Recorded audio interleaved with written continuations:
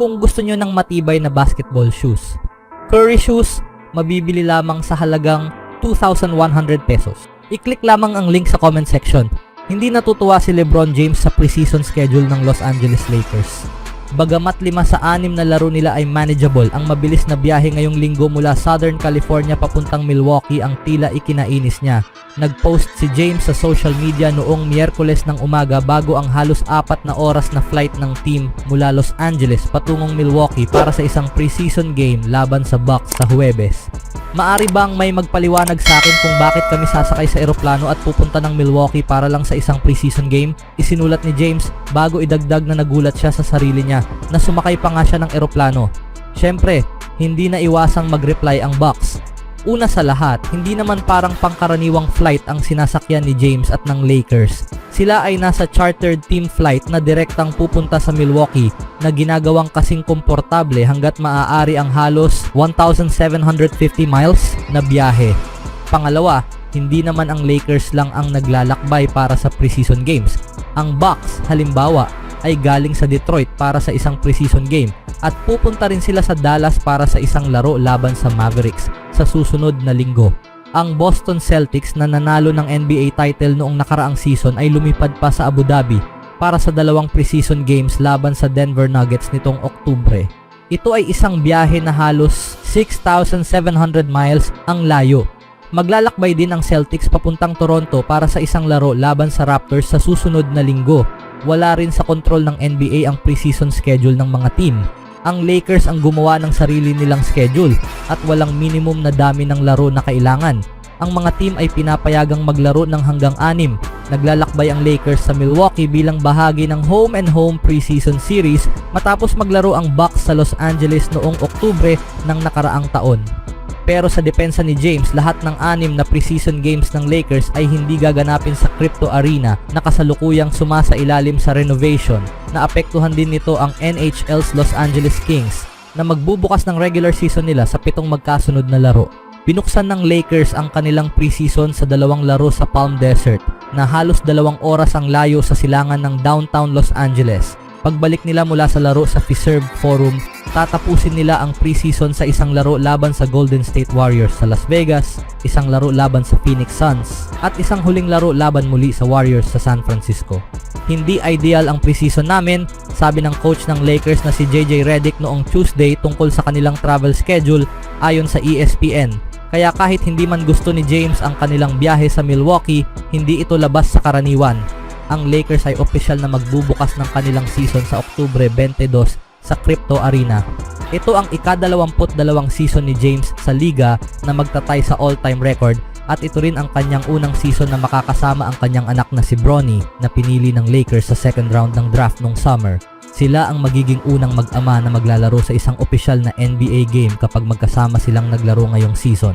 Sa ibang balita naman, si Klay Thompson ay gumawa ng kanyang preseason debut kasama ang Dallas Mavericks nitong Huwebes ng gabi kung saan nakakuha siya ng 10 puntos sa pagkatalo ng kanyang bagong team laban sa Utah Jazz. Ito ang unang laro ni Thompson sa NBA na hindi suot ang uniforme ng Warriors. Naglaro siya ng 11 season kasama ang Warriors maliban sa 2019-20 and 2020-21 seasons na hindi siya nakapaglaro dahil sa mga injury at tinulungan niya ang Golden State na manalo ng 4 na kampyonato sa NBA. Pumasok siya sa season na ito na may kabuuang 2,481 3-pointers, ang pang-6 na pinakamarami sa kasaysayan ng NBA. Lahat ng 3 baskets niya sa kanyang debut para sa Dallas ay mula sa 3-point line. Si Thompson ay may 3 for 5 3-pointers and 3 of 9 sa kabuuan mula sa field sa loob ng 18 minuto. Ang kanyang debut ay isa sa mga kapansin-pansing pangyayari ngayong NBA preseason.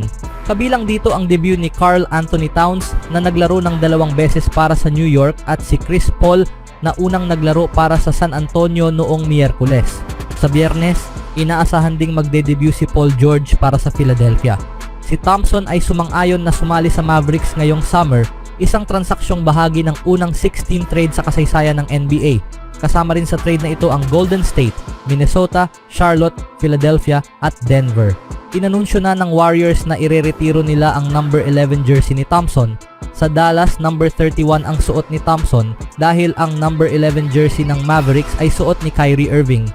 Speaking of Klay Thompson, hindi makapaniwala si Jonathan Kuminga noong Miyerkules ng gabi nang malaman niyang maaaring nakakuha ang Golden State Warriors ng record ng prangkisa para sa pinakamaraming na ipasok na 3-pointers sa kanilang panalo laban sa Sacramento Kings kung regular season ito. Sino ang makakasisisi sa kanya? Bukod sa kakalabas lang ng Dubs mula sa hindi magandang shooting performance sa kanilang unang preseason game, patuloy silang nag-a-adjust sa pagkawala ng isang franchise icon na itinuturing na pangalawang pinakamahusay na shooter sa kasaysayan ng NBA. Nasanay si Kuminga na maging saksi sa mga eksena ng pag-shoot ni Klay Thompson sa unang 3 taon ng kanyang career.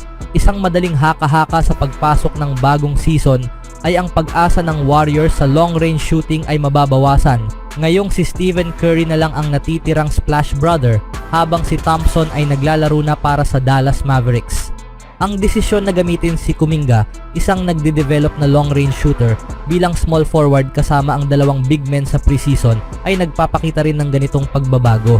Ngunit ilang ulit nang binigyang diin ni Steve Kerr na nais niyang mag-shoot pa ang Warriors ng mas maraming 3-pointers ngayong season. Komportable si Kuminga mula sa labas ng arc noong Miyerkules nang mag-shoot siya ng 4 for 7 3-pointers, wala ni isa mula sa corner. Bagamat mahalaga ang progreso ni Kuminga sa shooting, hindi siya ang pangunahing inaasahan na papalit kay Thompson sa lineup. Ang responsibilidad na iyon ay napunta kina DeAnthony Melton at Buddy Hield na parehong nagpakitang gilas laban sa Kings gamit ang mga galaw at konsepto na ginagamit ni Thompson para sa Warriors. Hindi kumuha ang Golden State ng eksaktong kapalit ni Thompson ngayong summer. Kahit bumaba ang kanyang depensa mula ng magka-injury, may halaga pa rin si Thompson sa defensive end dahil sa kanyang tangkad, lakas at karanasan. Ang bawat team sa NBA ay gustong magkaroon ng 6'7" sharpshooter na hindi madaling talunin sa depensa. Ngayon, wala na ito sa Dubs. Sa perspektibo ng shooting, si Hield ay halos kapantay ni Thompson sa kasalukuyan, isang banta sa 3-point line na mabilis mag-shoot mula sa galaw. Si Hield ay tumulong sa Warriors noong first quarter, nagbibigay ng dagdag na espasyo para kay Melton habang bantay sarado si Hield ni Malik Monk dahil sa posibilidad na siya ay mag-shoot ng open triple. Bukod kay Hield, marami pang iba sa Warriors na inaasahang mag-step up sa pagkawala ni Thompson.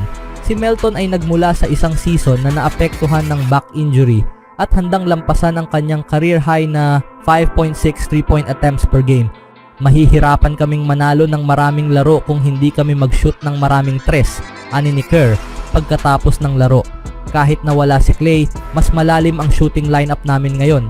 Marami kaming player na kayang tumulong sa isang laro at magpasok ng mga 3-pointers. Bagamat hindi maaaring asahan ng Warriors na araw-araw nilang malalampasan ang franchise record sa 3-pointers, ipinakita ng kanilang laro noong Miyerkules ang kakayahan ng bagong roster na makalikha ng parehong volume ng tres na ginamit nila upang manalo ng 4 na kampyonato kasama si Thompson sa kanilang lineup. Magpapaulan kaya ng tres ang Warriors ngayong season o luha ni Coach Kerr ang ulan? Ano ang masasabi niyo mga kaibigan? Always do it on my own, so I gotta get through it. And the only thing I know is to love what I'm doing. Never give up, never slow, till I finally prove it. Never listen to the no's, I just wanna keep moving. Keep my head up when I act, head up that's a fact. Never looking back, I'ma keep myself on track.